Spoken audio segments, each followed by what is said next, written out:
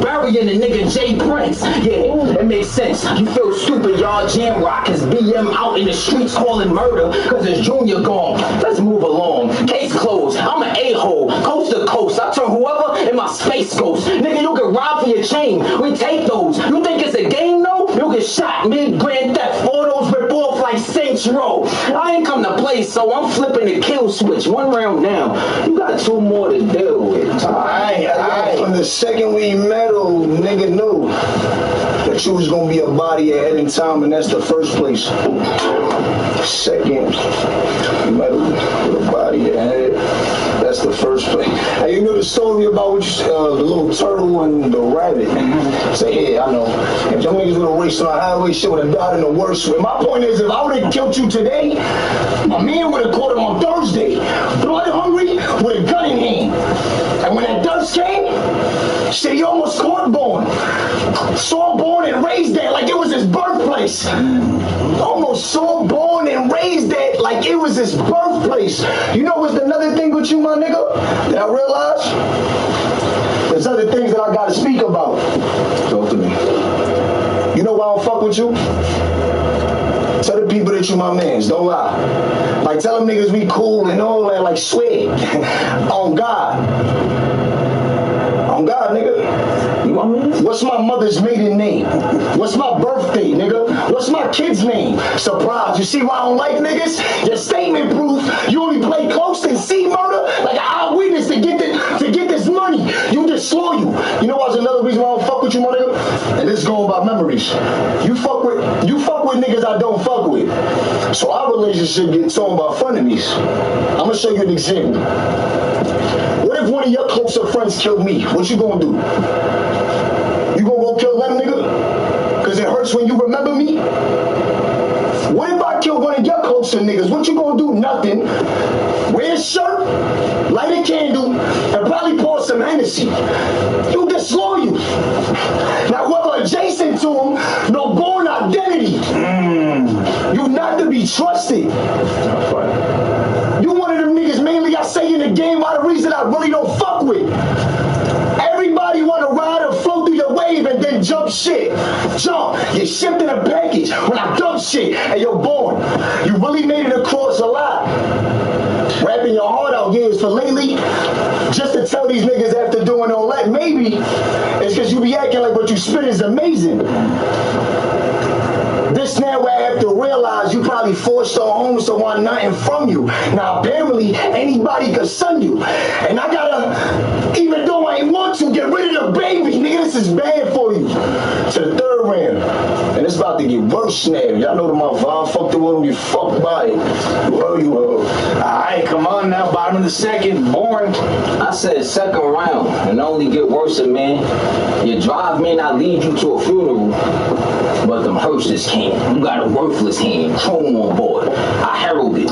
Y'all let that silver surfing fam shoot until a burner jam. Slugs slip him off his feet. I mean, they hurricane and new summer impact wherever murder land. Was it worth it? Damn. Cause man, lyrical isn't true. That bully shit pitiful. They be gassing, but deep down they sick of you. It's a board game with murder in the room. Get a clue or get a box if you don't stick and move. A code, give them a rite of passage to the afterlife. That's a ritual. I'm gonna finish you with all kind of combos and different moves. It don't work out. I'm stepping up with the machine like an elliptical. I'm on a mission too. Nigga, your luck ended. I've had enough with it. That's why this pussy get around like slut women. Grab the rifle laughing, dumping it. Harry Potter author. I give JK's rolling. He think I'm just kidding. You a bum. Listen, a little bleach for the blood. After knocking out his partner, he'll have a grim jaw. We ain't talk about the spotters. The torches lit me holler. You wanna go cool, but tuck that pride troop. I'm a god of destruction. It's a tournament of power. You know what? That was fire. But they don't watch anime. That's unfortunate. Don't bother. How about this? The Tommy Turnham Ghost for bringing a little Canaan. Now his body getting left to Riga. That's a different tournament of power. I'm sparring with a coward. That's why I'm dusting off the trigger. Failed wedding plan. Shells engagement. Rings is coming off the finger. What you thought? That you would be buzzing off a nigga? The ratchet caught his face in a shot. Like when his side bitch got his ass ducking out the picture. My punching count is bigger. You see how I be folding actors? Dudes got their focus backwards. Niggas copy moves just to use in the game. Like motion capture. Basically, you just a sidekick with no floater master. If Prez Batman Batman, then Jada Nightwing, and Slugs are Arkham, because I'm trying to put some more in rappers. I told them after, I'm not pressed. This a part when I look in the camera like, who got next, man? Tom. All right, come on. Let me call you back. Hey, sometimes cause the acknowledgement is what overpowers the hate. Shit, even the love. It's dirt gang pussy. I come clean even though I'm knee deep in the mud. This when a nigga had to realize that you were right. Pilates teachers, you've been speaking. I'm eager to dump. Here's the reason. You are right. Then you ain't been in a situation to call them that, and I ain't giving them a reason for one. You know what I know that you did that had me fucked up?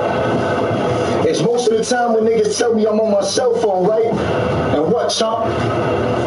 Tell them what it is. You gonna tell them? What am I looking at? The ball? Exactly my point, nigga. You just eager to start speaking it up. The heat to lift up. The test you win ain't need you to beat in the cup. Now witness the crossbreeding. He seen the eagle and duck. Shit about to be bad for born. And I seen it before. I'm really trying to show niggas why I'm tired of y'all niggas the way y'all speak to the bull. You came in this game for a minute. We started off 10 years ago. And did nothing when you started walking and proceed down the road. And you're born, I was watching you while I was growing up. You was the nigga we watched the whole time and now not allowed to flow with us. You newborn for 30 years. Not teenager, adult, you ain't growing up. You showed you was really not part of the cloth. I give them the stitches, then sew them up. So what's up? You trying to show me any difference when you come from the Bronx? I know niggas on your block that showed how you was running on off, but you gonna try to promote a fight that you had. Why you ain't got bars? I'm trying to show the fact that you ain't got strength that you bring. Who is you, boy? No one give a fuck about Joseph. Expect the storm. You a legitimate hoe. Fuck what your resume showing. A legitimate hoe and fuck is what your resume show. You can't neglect the joint. Shit is bad as the third. I told you, nigga. Respect it all. I'm done rhyming. Y'all know my slogan. Fuck the world, don't get fucked by it. Come on. I'm a millionaire. I'm a millionaire? I'm not a millionaire.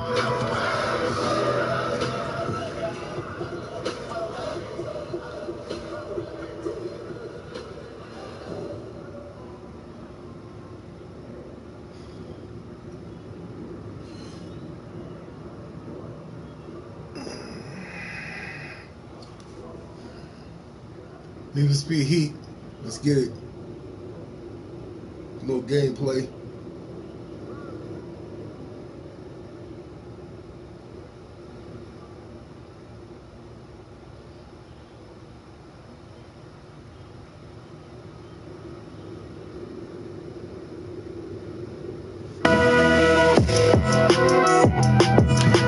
Go dig your partner up. Bet he can't say ish. And if you're looking for the kid, he'll be in zone 6. Those are the verses that Gucci Mane dropped on Jeezy's head during the Versus battle not too long back, which incidentally was the highest rated one. And that was referencing the unfortunate demise of one Pookie Loke, an aspiring Macon, Georgia rapper who fell under apparently the bad decision-making of young Jeezy and or Corporate Thugs Entertainment. The month was May, the year was 2005. This was the peak of the BMF era of Big Meech and his Black Mafia family's power, not only as the primary conduit of foreign yayo into the streets of the black underworld, but as cultural tastemakers. They were very influential in Atlanta at a time when Atlanta was becoming the most influential city in certain genres of pop culture, at least. They had been unable to make Blue Da Vinci a music star despite lavish spending on his projects, but a rapper from rural Georgia named Young Jeezy had been clever enough to use BMF and crafty enough to abandon ship before he went down with the ship later on. Jeezy's first regional hit and Gucci Mane's first regional hit, it was really Gucci Mane's song, was called So Icy. It was in heavy rotation in May of '05, and it was introducing the country to the heavily Detroit-influenced Atlanta trap rap sound that would eventually take over.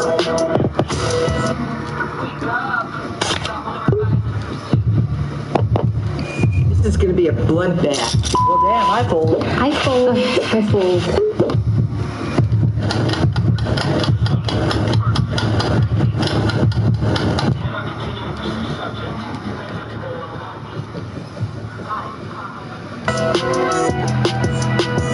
Another rapper from a small town, but in Alabama, like I said, Gucci Mane was also on the song, and the two young rappers are in dispute about ownership and rights to the song.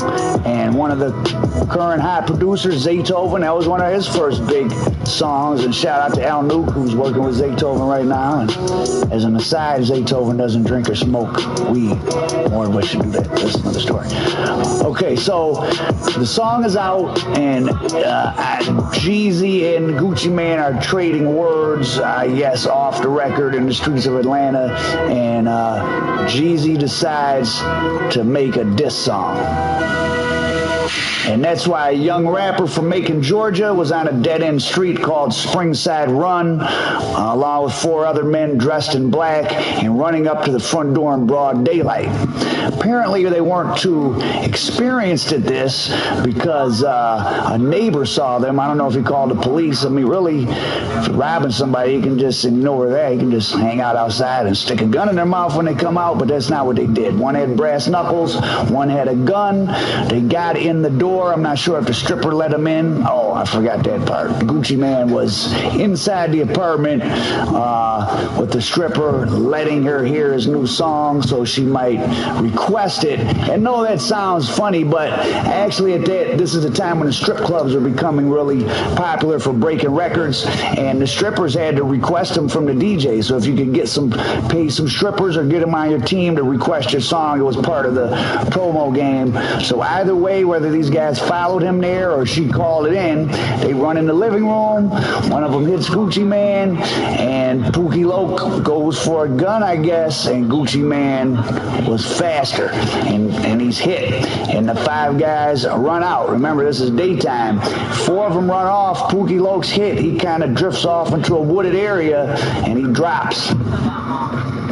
So like I said, So Icy was bubbling in Atlanta and Detroit at the time. It had been Gucci Mane's song, but Jeezy's Snowman marketing, if you remember back then, was very strong. And, people kind of, when one person's a little more bubbling than the other at the time, people tend to think that's their project. And because of Big Meech sort of adopting Jeezy into BMF, at least when it came to popping bottles and hanging out in the clubs, it made a powerful marketing appearance in the clubs in the streets of the ATL, and that kind of overwhelmed Gucci Mane's marketing. And like I said, most people remember Jeezy more and thought about it as his song.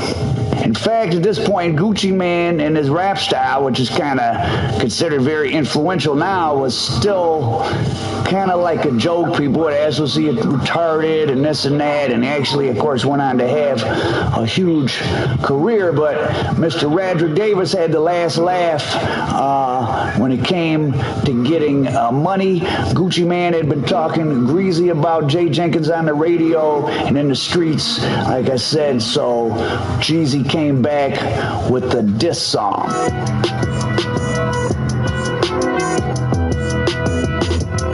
Song was called Stay Strapped, and in the lyrics he put a $10,000 price on Gucci Mane's diamond-encrusted necklace. Quote, I want that bullshit-ass icy chain. I got a bounty on it, 10 stacks. So if you come to your city, give me the chain, you get the 10 racks. Now, this was pretty irresponsible. It had been 10 years since, Tupac got killed really over an argument about a death row chain getting snatched, and of course they jumped on on Orlando Anderson. Like, it was well known that chains and bounty on chains would get people killed. And maybe Jeezy didn't realize the seriousness of what he did, being from a place, Hawkinsville, Georgia, where there's not as much violence as in the big city. But Pookie Loc had first come to Atlanta in 2000 with his group Lokish Lifestyle, and they kind of freestyled in a open mic thing, and they won, and they got some momentum, and they had made a few albums, and they were back and forth from Macon to Atlanta, and at this time in 05 they were up in the ATL, or meeting with corporate thugs about getting signed, which means okay, this was a long time ago, and Jeezy, there was no conspiracy charge or anything, but if he was up there meeting with corporate thugs, then it's a good chance Jeezy knew what was going to happen. And in fact, Kinky B. Ellerby, who was Jeezy's business partner and starting this whole movement, he's the one who came to look for Pookie Loc the next day and found him. So it was like they knew what was going on. And as an aside, Kinky B just had to file bankruptcy. You hear Jeezy shouting him out in all his music over the years, but he just had to file bankruptcy, and he claims it was because Jeezy started cutting him out of the money. I don't know what the truth of that is. So if Pookie Loc was up in Atlanta to meet with Jeezy and corporate thugs, and Kinky B knew to go look for him after being hit in the situation with Gucci Man, kind of sounds like they knew what was going on, should theoretically make them part of a conspiracy to commit robbery. And if you go to commit one felony and a murder happens, that's felony murder. Like, say, for example, I take someone to go sell an ounce of weed, and it's an undercover cop, and the guy struggles with the cop, and the cop ends up shooting and killing my friend with the ounce of weed. Technically, they could charge me, and this happens sometimes, with felony murder, because I took somebody to make a felony marijuana sale, and it resulted in a justifiable homicide, and it was my friend who got killed. But people get charged with stuff like that.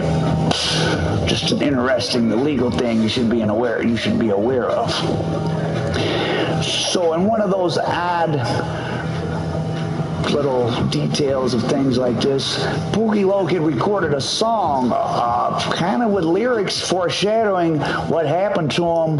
Quote, "I wake up cold and sweating, light flashing in my eye." That was a lyric from a song he had recorded about, I think, trying to rob somebody and get shot. Maybe he had been out there living that lifestyle, or maybe he was just being creative and it was a sad and strange coincidence. So anyways, 3 days after the incident at the stripper's house, DeKalb County police get a call. 4 men had shown up at Columbia Middle School to search for something in the woods. The incident reports lists one of the men as Shannon Luke Lundy. This is when Kinky B and the rest were going to look for Pookie Loc. Another one was Kinky B. Ellerby, who was co-owner of Corporate Thugs with Young Jeezy. So this guy Luke, who was also in Lokish Lifestyle, told police he'd been in a video shoot in the West End when he heard about a shooting on Springside Run. He said his friend Pookie Loc, who'd gone missing, knew a woman who lived there, so maybe he's the one who knew the stripper. So they went looking for him. And here's another quote